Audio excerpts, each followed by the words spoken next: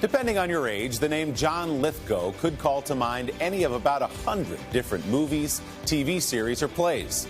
It could be the Tony-winning performance in his Broadway debut in the 1973 play The Changing Room, his Academy Award-nominated role a decade later in Terms of Endearment, his 6 Emmy-winning seasons on Third Rock from the Sun, his transformation into Winston Churchill on The Crown, for which he won another Emmy, or if you're my kids, his recent hilarious turn as Will Ferrell's father in Daddy's Home 2. Lithgow's prolific career brings him now to the center of the buzzed-about new movie Bombshell, where he plays Roger Ailes, the man who founded Fox News. John and I got together here in New York for a Sunday Sitdown. No! I can never let up! My name's Roberta. I'm Garp. Allow me to translate using the universal language of dance! We will take our lead from you. Even 40 years into his Hollywood career, John Lithgow still loves a challenge. The parts that I'm really excited to play are the ones that I don't think I'm capable of playing. His latest role fits that description especially well. Have I ever demanded sex during a casting session? In Bombshell, Lithgow plays Roger Ailes, the powerful founder and former head of Fox News. The movie details the series of sexual harassment claims that ended Ailes' career. If I go, you go! What were your preconceived notions about Roger Ailes? Well, I had mostly negative feelings about him because he is the embodiment of Fox News, and I can't stand to watch Fox News. He had this huge temper, but he was also very seductive and delightful to some people. I've always said the best drama comes out of good people who do bad things and bad people who do good things, sometimes inexplicably. So what can I do for you, Caleb? Lithgow stars alongside Charlize Theron, who plays former Fox star Megyn Kelly, Nicole Kidman as anchor Gretchen Carlson, and Margot Robbie as an ambitious young producer. You have a pretty face. Here, stand up and give me a twirl. Ailes in this film is a supporting player. He's kind of a villain that everyone else reacts to. The film is the story of the women at Fox. Lithgow's transformation for the role was remarkable. He spent more than 3 hours a day becoming Roger Ailes. What is that like, to look in the mirror and see something you don't recognize? It's hilarious, and it's exciting because you finally, it changes your own sense of yourself.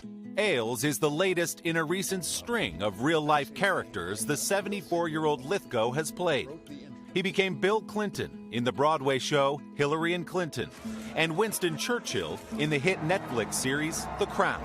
Where there is heroism, there will always be hope. When people know what someone looks and sounds like, in the case of Roger Ailes or certainly Winston Churchill, you better get that right or they'll know right away. Yeah, I mean, Churchill was the most familiar face and voice in the 20th century. Yeah. So you're messing around with everybody's expectations. I mean, there's something exciting about that. Born into a theater family, young John Lithgow at first showed no interest in the family business. I didn't intend to be an actor. I was mainly because I was so interested in being a painter. I was very serious about it. I went to 8 different public schools because of my father's checkered career. Lithgow's father was a regional theater director, his mother a former actor. The family moved frequently before settling in Ohio. It wasn't until he arrived at Harvard College that Lithgow finally tried his hand at performing. I went off to college and fell in with a theater gang. Well, you were a natural, I assume. Maybe you didn't realize you were absorbing all these theatrical skills, but there they were. I did a regional theater production of a new English play called The Changing Room, which got a lot of national attention and was brought to Broadway intact. And boom, 2 weeks later, I won a Tony Award for it. It must be the shortest period of time between a Broadway debut and a Tony. And I was 27 years old, and I really haven't struggled for work ever since. With a Tony his first time out, Lithgow became a star of New York theater. But he soon followed his heart to Los Angeles, where he joined Mary, the woman who would become his wife. Then I fell in love with the UCLA professor, and I couldn't persuade her to come to New York. So I went to LA And in very close order, I did World According to Garp, The Twilight Zone, Terms of Endearment, Footloose, and Buckaroo Banzai, all in 2 years. That's incredible. And suddenly I was a movie actor. That's incredible. And I never thought I'd be in movies. So it's been, you know, life has been just nothing but surprises. It seems like to me, and you can correct me if I'm wrong, the 70s were about Broadway for you, the 80s were about film, and then in the 90s, along comes this TV show, yes, right? Yes. Third Rock from the Sun. Oh, my God! I'm gorgeous! Did you, as a classically trained theater actor and now movie star, think, oh, I'm not going to do TV for a while? Or were you excited by this opportunity? I was never going to do a sitcom. I was such a snob. Hello, Mary! But he was persuaded by a pair of writer friends who had created the role of Dick Solomon, an alien masquerading as a college professor with Lithgow in mind. It was this wonderful combination of smart and stupid. I ran home and I said to Mary, I think I've got the perfect job for the last 6 years of our kids' secondary school. Third Rock from the Sun was a hit, spanning 6 seasons and earning Lithgow 3 Emmy Awards. It's a joyful job. I did more laughing in those 6 years than about 4 of my lifetimes. How did that change your life? Because you were a respected stage actor, respected film actor, and now you're in the popular culture in a totally different way. I lost all that respect. It was gone like that, and good riddance. You were happy to lose it? Right. It's like taking off a wetsuit.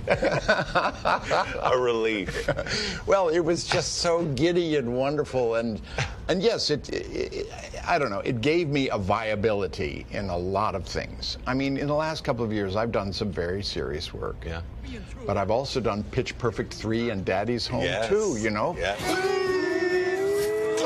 I baked on the Great British Bake Off, you know? That, my friend, is a delicious brownie. Ooh! My great failing in life is that I'm almost incapable of saying no. If somebody asks me to do something, chances are I'll say yes. I ought to think of something and I right get now. myself in such trouble as a result. He is such a great guy. Bombshell is in theaters now. Our big thanks to Asset Restaurant on the Upper West Side here in New York City for hosting our conversation. To hear the funny story of how John was talked into doing Third Rock from the Sun, check out our web extras at today.com/Sunday. And don't forget to subscribe to the Sunday Sitdown podcast to hear the entire unedited interview with John Lithgow. You can find it on Apple Podcasts or wherever you get yours.